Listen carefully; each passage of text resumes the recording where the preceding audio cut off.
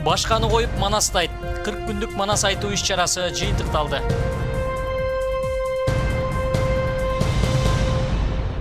Кутмандуу кечиңиздер менен Прайм жаңылыктарынын кечки чыгарылышы менен мен Максат Жаңгазиев тааныштырам, саламатсыздарбы?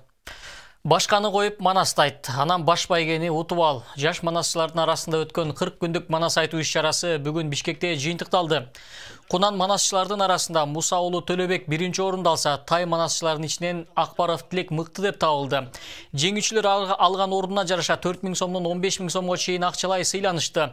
Иш-чаранын башкы максаты манасчылыкты өлкөдөгү өспүрүмдөр арасында жайылтуу жана манас айтуу өнөрүн даңа салуу.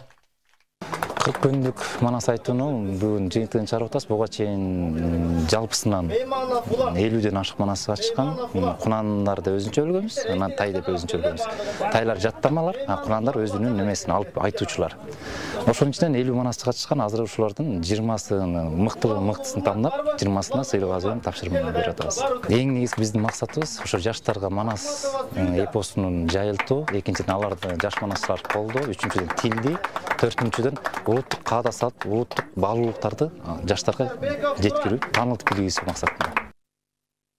Бүгүнкү кечке алынган орчундуу кабарлардын топтому мына ушулар менен жыйынтыкталды. Ал кечиңиздер көңүлдүү улансын.